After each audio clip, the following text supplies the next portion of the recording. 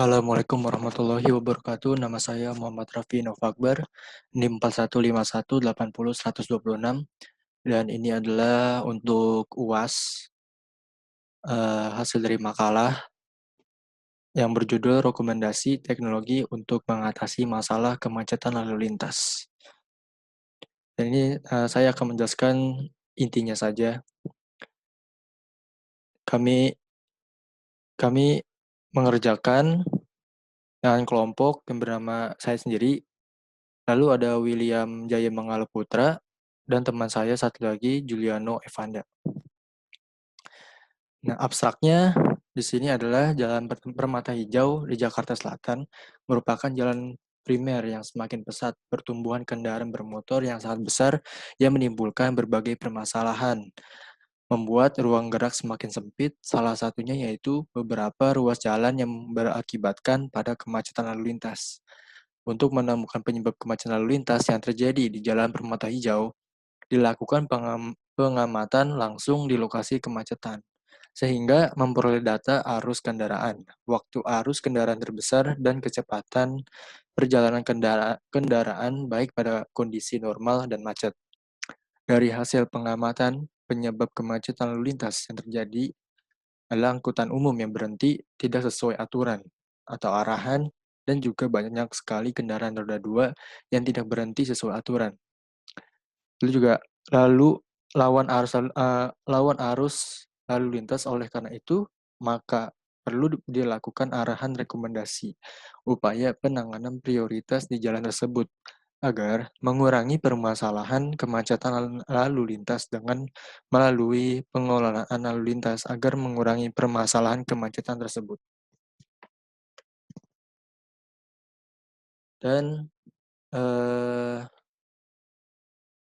sini ada bab 1, pendahuluan. Latar belakang masalah ini adalah kemacetan merupakan salah satu masalah lalu lintas yang dihadapi oleh industri transportasi negara berkembang seperti di Indonesia. Contohnya di area Permata Hijau. Banyak efek yang disebabkan oleh kemacetan dan bersifat negatif. Di audit dari semua aspek, kemacetan lalu lintas akan menimbulkan banyak kerugian material, waktu, dan energi. Ketidakseimbangan jaringan lalu lintas menyebabkan kemacetan lalu lintas yang ada yang mengarah ke kepadatan lalu lintas di jalan tertentu menjadi lebih tinggi.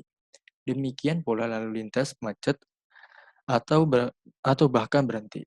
Banyak angkutan umum yang berhenti tidak sesuai aturan dan kendaraan bermotor yang berhenti di tengah jalan atau di depan garis zebra cross, bukan di belakang zebra cross.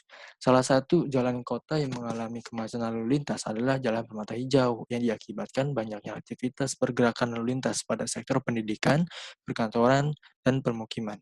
Juga dari sikap pejalan kaki dan PKL yang memadati ruas jalan tersebut. Dan juga diperparah dengan adanya perlintasan Transjakarta yang waktu perlintasannya semakin padat.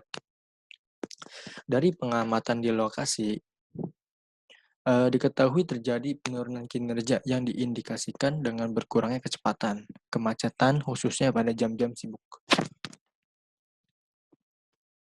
Nah, sini juga ada rumusan masalah.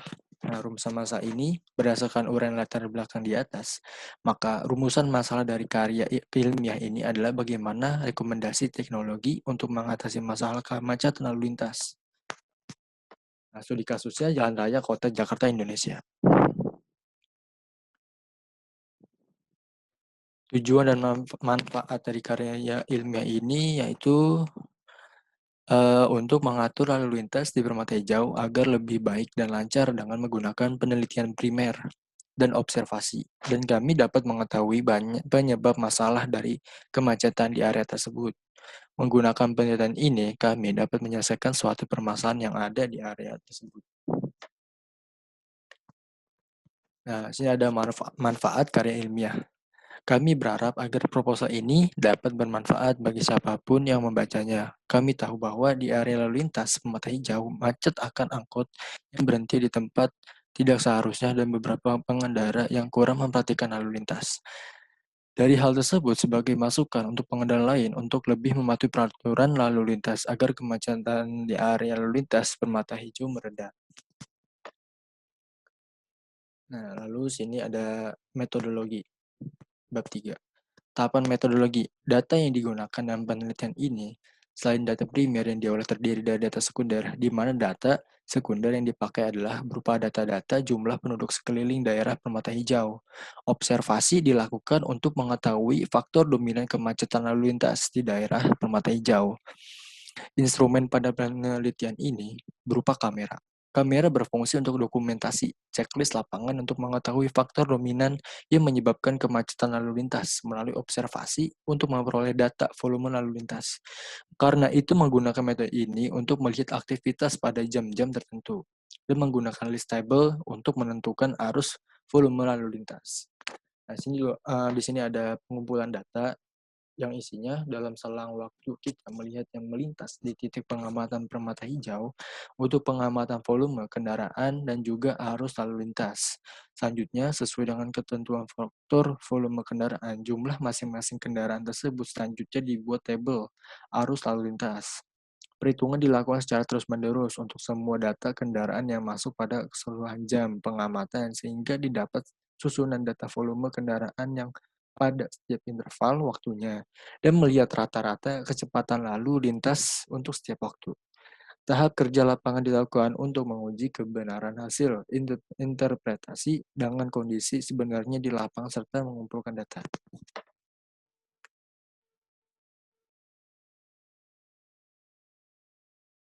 Terus, habis itu selanjutnya ada hasil dan pembahasan. Hasil pengumpulan data. Kami sudah mensurvei tempatnya di siang hari di area Permata Hijau. Nah, di sini berisikan berdasarkan survei di Permata Hijau di saat siang hari, kemacetan sudah mulai terlihat dan banyak pengendara motor yang tidak patuh. Kebanyakan pengendara motor tidak berhenti di tempat yang sesuai. Mereka berhenti di depan garis dan melewati batas pejalan kaki. Pengendara motor kebanyakan di foto tersebut terlihat menunggu lampu merah di depan garis penyeberang jalan. Mereka terlihat tidak sabar menunggu lampu hijau. Di saat seperti itu, terlihat pengendara motor yang tidak memakai perlengkapan seperti helm. Di ruas jalan yang lain, lampu hijau sedang berjalan di foto ini, mereka ingin menerobosnya. Terlihat juga angkot di belakangnya menghalangi pejalan kaki saat menyeberang jalan, sangat ricu sekali di area lampu lalu lintas Permata Hijau di siang hari ini. Lalu kami juga telah mensurvei di saat malam hari. Di sini jangan berisikan ketika menjelang malam hari, lalu lintas masih macet. Karena pengendara motor dan angkot yang tidak mematuhi peraturan lalu lintas. Mereka masih terlihat menerobos lampu merah dan menimbulkan kemacetan di area lampu merah tersebut. Bukan hanya pengendara motor dan angkot saja, tapi mobil pribadi juga terlihat berhenti di garis penyeberang jalan dan menghambat pejalan kaki yang menyeberang. Terlihat di foto juga, masih ada orang yang tidak memakai helm guna mengindahkan peraturan lalu lintas dan keselamatan. Pengendara di belakang motor membunyikan klakson mereka karena mereka tidak sabar untuk menunggu lampu merah ini. Seharusnya mereka bisa bersabar sedikit saja.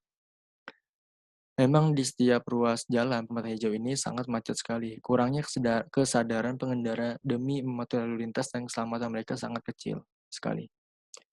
Nah, di sini ada persentase dari setiap yang kita telusuri di siang dan malam.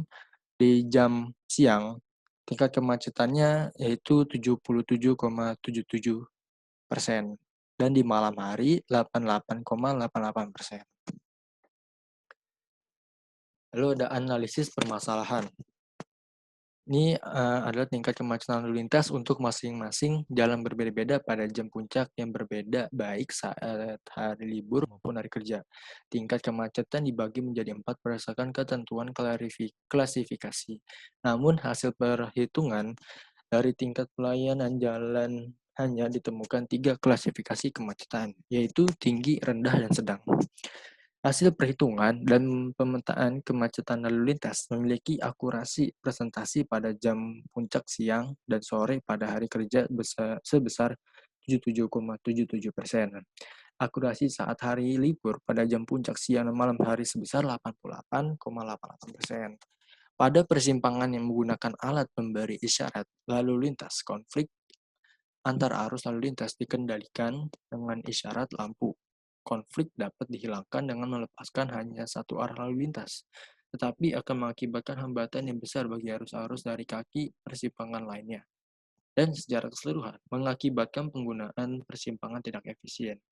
Dan juga akibat kemacetan ini dikarenakan pengguna jalan tidak memenuhi aturan berhenti dan juga arus lalu lintas pada jam tersebut tidak kondusif dan mengakibatkan kemacetan. Kemacetan juga disebabkan karena jumlah pengendara yang terlalu banyak dan untuk pulang kerja. Terlebih lagi menggunakan mobil hanya satu orang. Bayangkan mobil yang banyak dan digunakan hanya satu orang saja. Itu saja sudah membuat pengendara mobil banyak sekali yang menyebabkan kemacetan. Lalu ada rekomendasi teknologi. Guna membuat jerah pengendara motor, mobil, angkot, dan pengendara yang lain, rekomendasi untuk mengatasi masalah kemacetan tersebut diperlukan teknologi CCTV dan e-tilang. CCTV dan e-tilang adalah teknologi yang tepat untuk hal itu ketika pengendara melanggar lalu lintas. Monitor CCTV akan terlihat jelas mengidentifikasi siapa saja yang melakukan pelanggaran. Di saat itu, di saat itulah pelengkap dari CCTV tersebut adalah e-tilang. E-tilang sebagai pelengkap CCTV untuk menilang pengendara yang melanggar lalu lintas. Hal ini juga diterapkan di beberapa daerah-daerah lain. CCTV dan e-tilang ini dapat menganalisis dan mengidentifikasi nomor registrasi pengendara motor, mobil, dan lain-lain. Teknologi ini secara jelas merekam pengendara lalu lintas hingga plat nomor kendaraan yang melanggar. Data-data ini akan diverifikasi langsung oleh kepolisian dan nantinya petugas akan mengonfirmasi alamat rumah pengendara. Hal ini sangat ampuh sekali untuk mengatasi pengendara-pengendara yang melanggar. Apalagi di area permata hijau sangat banyak sekali yang menerobos melewati garis pembatas jalan, angkot yang berhenti tidak sesuai rambu lalu lintas, bahkan motor yang tidak memakai helm. Sebenarnya e-tilang ini sudah banyak digunakan, tetapi di area lalu lintas jalan permata hijau belum digunakan. Terlebih lagi banyak pengendara yang melanggar lalu lintas, alhasil menyebabkan kemacetan jalan. Pejalan kaki juga tidak dapat lapak untuk menggunakan garis jalan mereka karena sudah diambil alihkan oleh pengendara yang berhenti di garis pejalan kaki dan bahkan di luar garis pejalan kaki. Lalu di sini ada kesimpulan.